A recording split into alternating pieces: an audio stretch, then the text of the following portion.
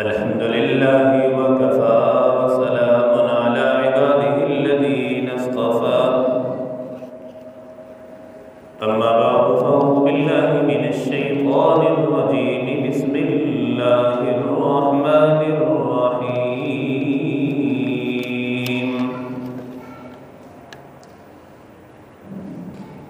सुब्हानल्लज़ी अस्रा बिअब्दिही लैलन मिनल मस्जिदिल हराम इलल मस्जिदिल अक़सा अल्लज़ी बारकना हौलहु लिनुरियहु मिन आयातिना इन्नहु हुवस समीउल बसीर।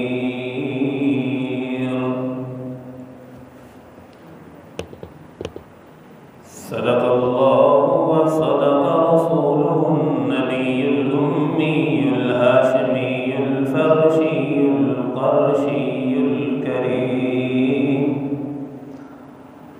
व नहनु अला ज़ालिका लमिनश शाहिदीन वश्शाकिरीन वल्हम्दुलिल्लाहि रब्बिल आलमीन।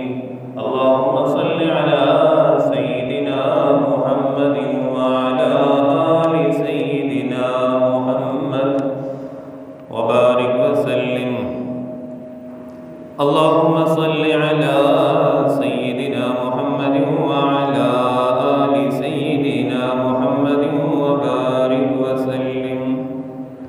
अल्लाहुम्मा सल्लि अला सय्यिदिना मुहम्मदिन व अला आलि सय्यिदिना मुहम्मदिन व बारिक व सल्लिम। इमामुल अंबिया महबूबे किबरिया सल्लल्लाहु अलैहि वसल्लम अल्लाह रब्बुल इज़्ज़त ने पूरी कायनात में अफजल बनाया है और आपको कई कमालात मौजिज़ात अता फरमाए हैं। हमारे नबी पाक सल्लल्लाहु अलैहि वसल्लम की मौजिज़ात में एक मौजिज़ा मेराज का भी है। कुरान मजीद में मेराज का तज़किरा फरमाने से पहले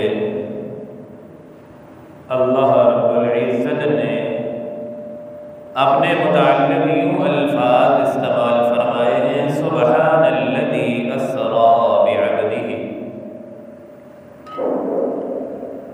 कि वो अल्लाह जो तमाम अयूब नुक्स से, आजिज़ी से, हर चीज़ अयूब से पाक ज़ात है।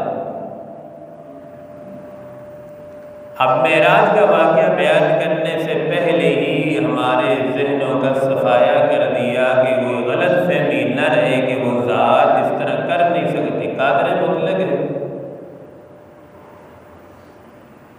तो अल्लाह रब्बुल इज़्ज़त ने मेराज का तज़किरा फरमाने से पहले ही फरमा दिया, सुब्हानल्लज़ी, पाक ज़ात है वो, हर चीज़ पर कुदरत रखने वाली ज़ात है, वो जिस तरह चाहे कर सकती है, उसके लिए कोई मुश्किल नहीं है।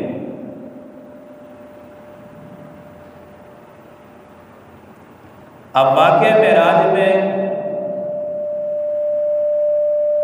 दो हिस्से तज़किरे फरमाए हैं। एक हिस्सा तो वो है जो मस्जिद हराम से शुरू हुआ मस्जिद अक्सा तक का सफ़र, ये एक हिस्सा है। दूसरा हिस्सा मस्जिद अक्सा से आसमानों तक का सफ़र है।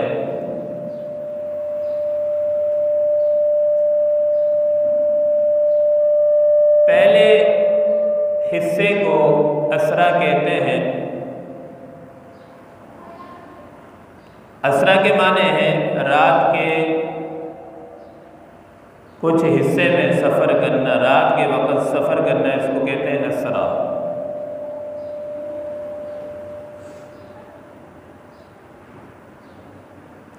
अब जो मस्जिद हराम से मस्जिद अक्सा तक का सफ़र है, ये 40 दिन का सफ़र बनता है। मस्जिद हराम से मस्जिद अक्सा तक का सफ़र 40 दिन का बनता है। और कुरान पाक में अल्लाह ने फरमाया असरा बिअब्दिही लैलम मिनल मस्जिदिल हराम, पूरी रात भी इस सफ़र में नहीं लगी, लैलम रात का कुछ हिस्सा लगा है, मिनल मस्जिदिल हराम इलल मस्जिदिल अक़सा।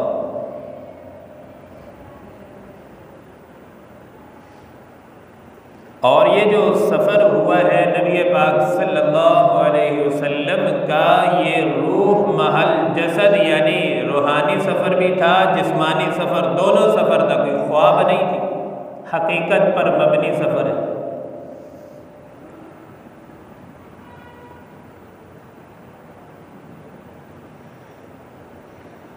हुज़ूर अकरम सल्लल्लाहु अलैहि वसल्लम इरशाद फरमाते हैं कि मैं उम्मे हानी के घर में सोया हुआ था, रात का वक़्त था।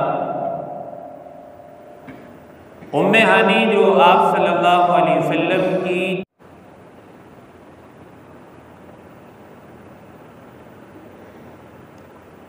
नबी पाक सल्लल्लाहु अलैहि वसल्लम फरमाते हैं कि उम्मे हानी के घर के छत से जो है 2 फरिश्ते आए, छत को बिल्कुल चीरते हुए, उम्मे हानी के घर को चीरते हुए सीधा फरिश्ते अंदर दाखिल हुए, हुजूर सल्लल्लाहु अलैहि वसल्लम को उठाया,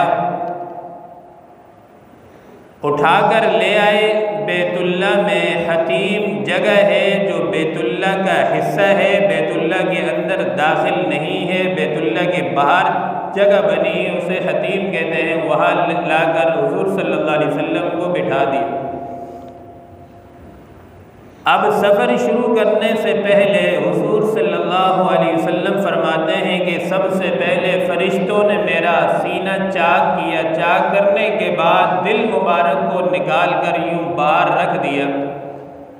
बाहर किस में रखा? एक सोने की थाली थी जो जन्नत से फरिश्ते लेकर आए थे, उस थाली में आप सल्लल्लाहु अलैहि वसल्लम के दिल को रख कर धोया गया। धोने के बाद फिर उसके अंदर, दिल के अंदर इल्म और हिकमत से भर के दोबारा आप सल्लल्लाहु अलैहि वसल्लम के सीना मुबारक में रख दिया गया।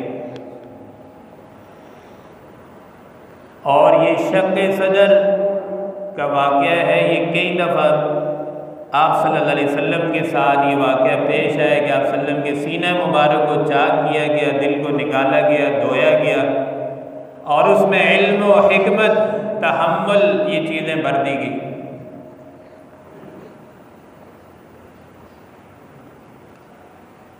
उसके बाद फिर आप सल्लल्लाहु अलैहि वसल्लम को अब मस्जिद हराम से, बैतुल्ला के साथ ही मस्जिद हराम है, यही हिस्सा है, वहाँ से ले जाने के लिए एक सवारी लाई गई जिसको कहते हैं बुराक सवारी। ये खच्चर से कुछ बड़ी सवारी होती है और गधे से थोड़ी सी छोटी, और इसकी रफ्तार का ये आलम कि जहाँ नबी पाक सल्लल्लाहु अलैहि वसल्लम की निगाह पड़ती थी, निगाह की इंतहा होती थी, वहाँ सवारी का कदम पड़ता था। अब बताओ 40 दिन का सफ़र कैसे तय न हो?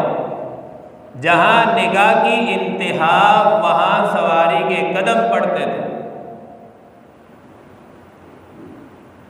अब मस्जिद अक्सा पहुँचने के बाद फिर आप सल्लल्लाहु अलैहि वसल्लम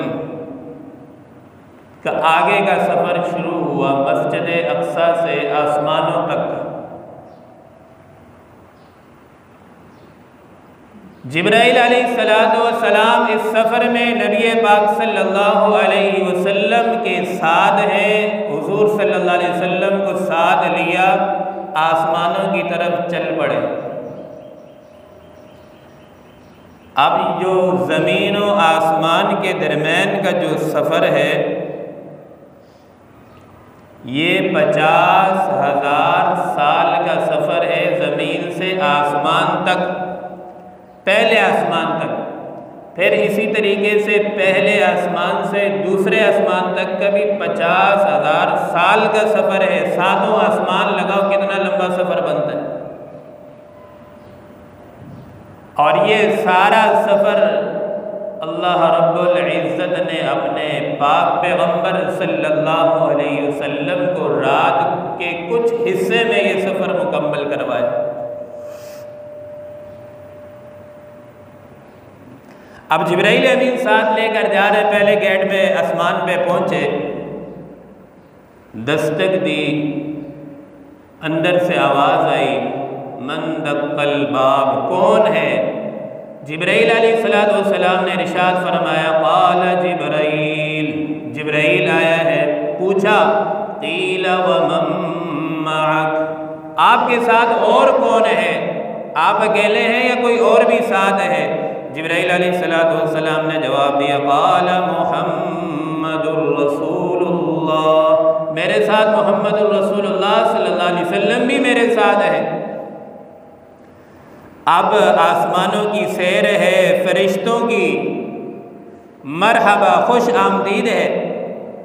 फरिश्ते कहने लगे, क़ील क़द उरसिल इलैक, कौन मोहम्मद जिसे अल्लाह ने रसूल बनाकर भेजा है, क्या वही मोहम्मद है? जिब्राइल अमीन फरमाने लगे, नअम, जी हाँ वही मोहम्मद है, वही रसूल हैं जो मेरे साथ आए हैं, जिनको अल्लाह ने रसूल बनाकर भेजा है। फरिश्तों ने कहा, मरहबा, खुश आमदीद, आ जाए, वेलकम करते हैं पाक पैगम्बर सल्लल्लाहु अलैहि वसल्लम। फ़निअमल मुजीउ जाअ फुतिहा, अब उनने फरिश्तों ने कहा कि हम आपको बहुत खुश आमदीद कहते हैं। उसके बाद आसमानों का दरवाज़ा खोला गया और आप सल्लल्लाहु अलैहि वसल्लम को खुश आमदीद कहा गया। अब पहले आसमान पे आप अलैहिस्सलाम की मुलाकात हज़रत आदम अलैहिस्सलाम से मुलाकात हुई और पाक पैगम्बर सल्लल्लाहु अलैहि वसल्लम को हज़रत आदम अलैहिस्सलाम का तारुफ करवाया गया, बताया गया कि ये हज़रत आदम अलैहिस्सलाम है। फिर वहाँ से आगे का सफ़र शुरू हुआ, दूसरे आसमान के लिए तशरीफ़ ले गए। दूसरे आसमान पे पहुँचे तो वहाँ भी यही मंज़र, गेट खटकाया, पूछा गया कौन है? तो दूसरे आसमान पे हज़रत ईसा और यहया अलैहिस्सलाम से मुलाकात हुई और उनका भी तारुफ करवाया गया, बताया गया कि ये हज़रत ईसा है, ये हज़रत यहया अलैहिस्सलाम। आगे चले तो तीसरे आसमान पे हज़रत यूसुफ अलैहिस्सलाम से मुलाकात हुई। आगे और बढ़े तो हज़रत चौथे आसमान पर हज़रत इदरीस अलैहिस्सलाम से मुलाकात हुई, हुज़ूर अकरम सल्लल्लाहु अलैहि वसल्लम की। आगे चले पाँचवें आसमान पर पहुँचे तो हज़रत हारून अलैहिस्सलाम से मुलाकात हुई, वहाँ भी आपका तारुफ करवाया गया, हारून अलैहिस्सलाम का तारुफ करवाया गया, बताया गया कि हज़रत हारून अलैहिस्सलाम है। आगे चले तो छठे आसमान पर पहुँचे, छठे पर हज़रत मूसा अलैहिस्सलाम। मुलाकात के बाद सातवें आसमान की तरफ जब चले, हज़रत इब्राहीम अलैहिस्सलाम से मुलाकात हुई। अब हज़रत इब्राहीम अलैहिस्सलाम ने एक बात इरशाद फरमाई,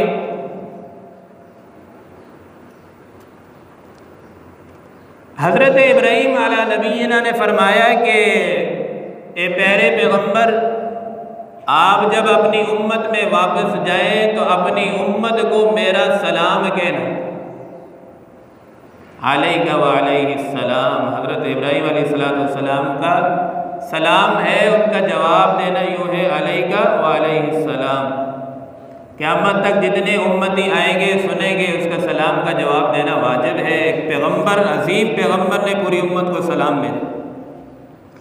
और आगे इब्राहीम अलैहिस्सलाम ने फरमाया कि अपनी उम्मत को मेरा सलाम कहना और साथ ये बात बतला देना, और ये साथ बात बतला देना कि जन्नत की जो ज़मीन है ये एक चटियल मैदान है, पानी इसका मीठा है। ज़ाहिर सी बात है, चटियल मैदान है, जब पानी मीठा मिलेगा तो खेती हरी भरी हो जाएगी, सब्ज़ा हरा भरा हो जाएगा। अब इसकी जो खेती बाड़ी है वो ये है, दुनिया के अंदर आप जो है सुबहान अल्लाह, अल्हम्दुलिल्लाह, ला इलाहा इल्लल्लाह, ये इसके लिए जो है खेती है। जितना आप इस पर लगाएंगे आपकी ज़मीन जन्नत की जो है वो हरी भरी हो जाएगी, बागात वाली हो जाएगी। अब ज़ाहिर सी बात है, क़यामत के दिन जब जन्नती जन्नत में चले जाएंगे तो उन्हें दुनिया में किसी चीज़ का अफसोस नहीं होगा सिवाय उस घड़ी के जो घड़ी गफलत में गुजारी थी। उस घड़ी का अफसोस होगा कि काश ये वक्त भी मैं अल्लाह रब्बुल इज़्ज़त की याद में गुजार देता।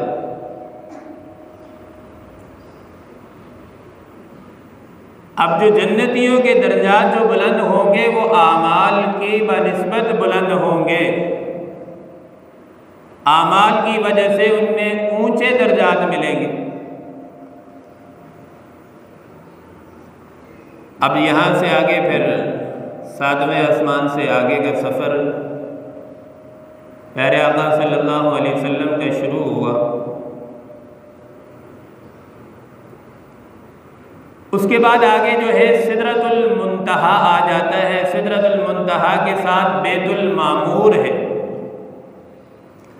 बैतुल मामूर ये फरिश्तों का बैतुल्ला है। जिस तरह हमारा बैतुल्ला है, हम इसके इर्द गिर्द तवाफ़ भी करते हैं, क़िबला रुख होकर नमाज भी पढ़ते हैं। इसी तरीके से बैतुल मामूर के इर्द गिर्द फरिश्ते तवाफ़ करते हैं और चक्कर लगाते हैं। हदीस मुबारक में आता है, इस बैतुल मामूर जो फरिश्तों का क़िबला है, रोज़ाना 70,000 फरिश्ते तवाफ़ करते हैं। और हदीस मुबारक में आता है, जो एक दफ़ा तवाफ़ फरिश्ता कर ले ज़िंदगी भर दोबारा उसकी बारी नहीं आती। अब आप खुद अंदाज़ा लगाएं कि कितनी तादाद में फरिश्तों की तादाद होगी। इंसान का जो आज़ा है ना, आँख है, कान है, हर आज़ा के साथ 3 फरिश्ते मुकर्रर होते हैं। 3 फरिश्ते किरामन कातिबीन अलग हैं, नेकियां लिखने वाले, बुराई लिखने वाले। हर इंसान के साथ कई फरिश्ते।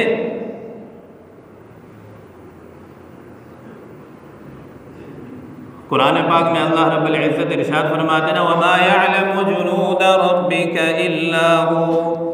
ये अल्लाह के फरिश्ते मखलूक कितनी तादाद में है, इसका इल्म सिर्फ अल्लाह रब्बुल इज़्ज़त की ज़ात को है। किसी को कोई पता नहीं कि कितनी तादाद में फरिश्ते हैं।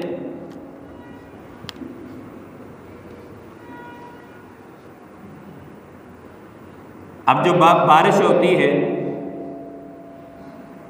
कितने कतरे बारिश के आसमान से ज़मीन पर गिरते हैं। हर बारिश के कतरे के साथ एक एक फरिश्ता आता है।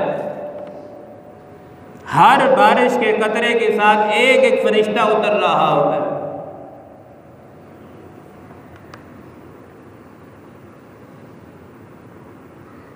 अब जब सिदरतुल मुंतहा से आगे बैतुल मामूर दिखाया गया, फिर जन्नत जहन्नम की सैर है, फिर उसके कई मनाज़िर हैं, वो इंशाअल्लाह आइंदा जुम्मे में अर्ज़ करूँगा।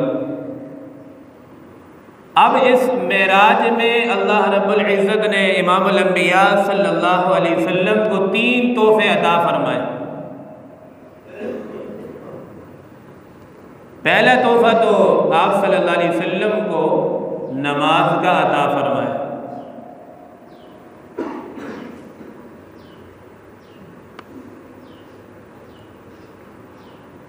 अब पहले नमाज़ें तो 50 नमाज़ें मिली, तो नबी करीम सल्लल्लाहु अलैहि वसल्लम को जैसे अल्लाह ने तोहफ़ा दिया तो लेकर वापस रवाना हुए। तो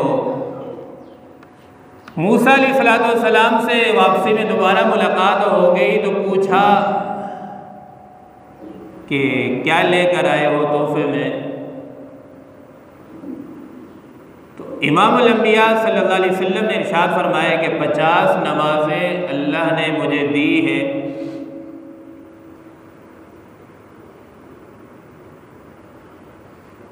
मूसा अलैहिस्सलाम ने फरमाया कि मेरी उम्मत को अल्लाह ने 2 नमाजें फ़र्ज फरमाई थी, मेरी उम्मत 2 नमाजें नहीं पढ़ती थी, तो आपकी उम्मत 50 नमाजें कैसे पढ़ेगी। जाएं आप इसको जो है ना कम करवा के।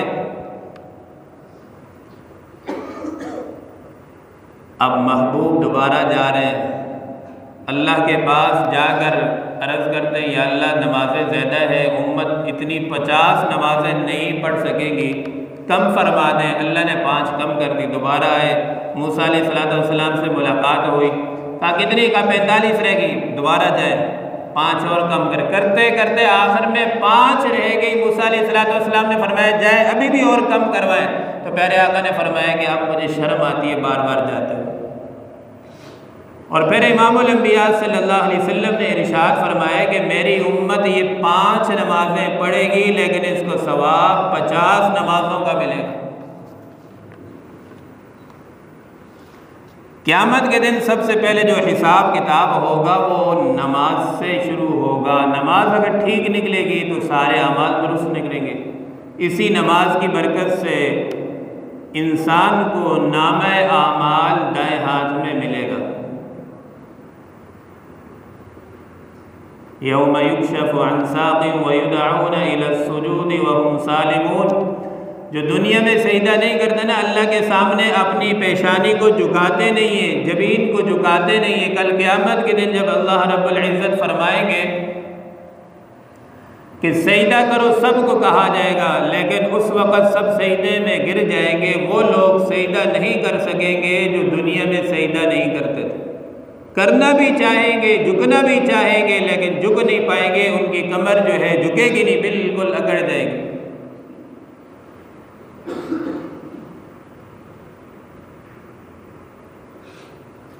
और इसी तरीके से दूसरा तोहफ़ा जो अल्लाह रब्बुल इज़्ज़त ने अपने प्यारे हबीब सल्लल्लाहु अलैहि वसल्लम को अता किया वो है सूरतुल बकरा की आखिरी 2 आयतें।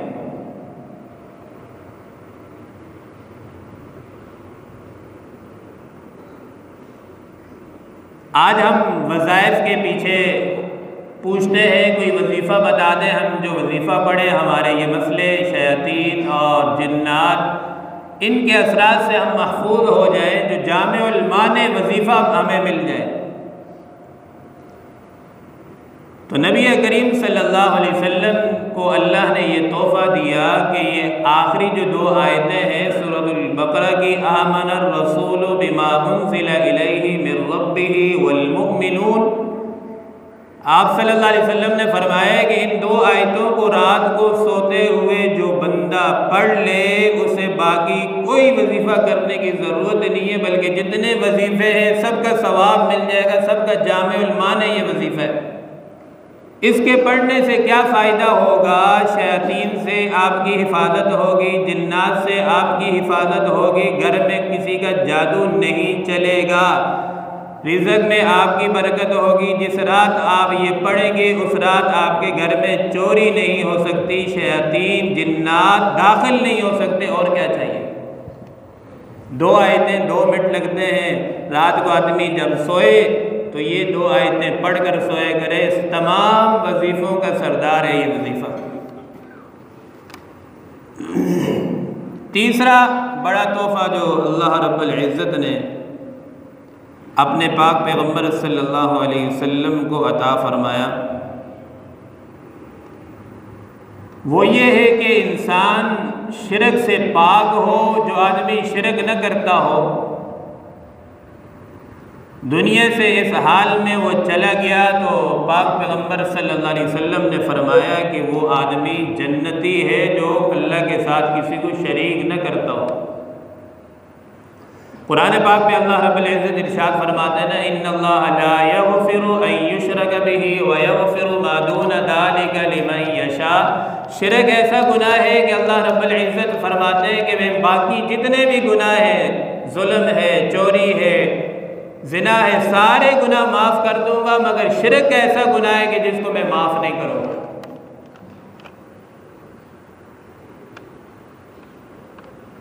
और आगे दूसरी जगह अल्लाह रब्बुल इज़्ज़त ने इरशाद फरमाया, मन युशरिक बिल्लाहि फकअन्नमा खर्र मिनस समाई फतख्तफुहु अत-तैर औ तहवी बिहिर रिह। अल्लाह पाक इरशाद फरमाते हैं कि शिरक करने वाले की मिसाल तो ऐसे है जैसे उसको आसमान से उल्टा लटका दिया जाए और उसको कोई सहारा न मिले और परिंदे आए उसे नोच के खा जाए। अब शिरक करने वाला जिसके अकायद गलत हैं, अल्लाह रब्बुल इज़्ज़त के मामलात में, इख्तियारात में ज़र्रा बराबर भी किसी को शरीक समझता है, वो मुशरिक है।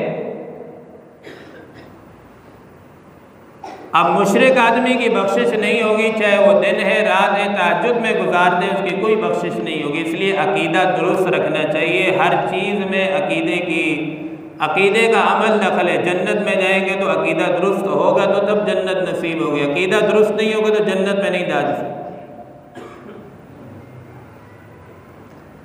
अब वाक़या मेराज पर जब हुज़ूर सल्लल्लाहु अलैहि वसल्लम वापस आए,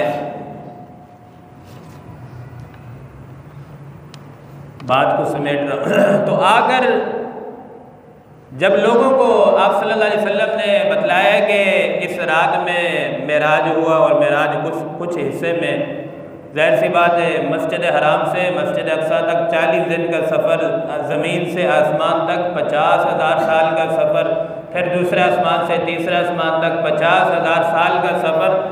काफिरों ने जब ये बात सुनी तो फ़ौरन मजाक शुरू कर दिया, हंसना शुरू कर दिया कि ये कैसे हो सकता है कि रात में भी कुछ हिस्से में ये सफ़र करके वापस आ गए। तो मुशरिकीन ने तो पहले ही मौके की तलाश में तो उन्होंने एतराज़ शुरू किया, किसी ने कोई नहीं माना। और फिर कहने लगे, अच्छा ठीक है ए मोहम्मद सल्लल्लाहु अलैहि वसल्लम, अगर आप कहते हो मुझे मेराज हुआ है, मैं मस्जिद अक्सा गया हूँ, आसमानों पर गया हूँ, मुझे ये बताएं कि मस्जिद अक्सा के कितने दरवाजे, कितनी खिड़कियाँ थी। मुशरिकीन पूछ रहे।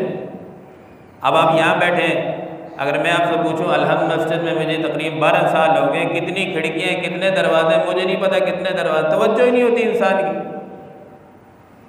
मुझे तो ये नहीं पता मेरे घर में कितनी खिड़कियाँ, कितने दरवाजे हैं। तो आप सल्लल्लाहु अलैहि वसल्लम से पूछने लगे, बताओ कि मस्जिद अक्सा की दरवाजे कितने हैं, खिड़कियाँ कितनी हैं। हुज़ूर सल्लल्लाहु अलैहि वसल्लम परेशान हुए, दिल में कहने गए, या अल्लाह मेरी मदद फरमा। तो अल्लाह ताला ने मस्जिद अक्सा को सामने कर दिया। आप सल्लल्लाहु अलैहि वसल्लम गिनते गए, खिड़कियाँ इतनी है, दरवाजे इतने हैं, बताते गए। मुशरिकीन थे जिन्हें नहीं मानना होता, दलाइल मांगते हैं, फिर भी उनने माना नहीं, कलमा नहीं पढ़ा।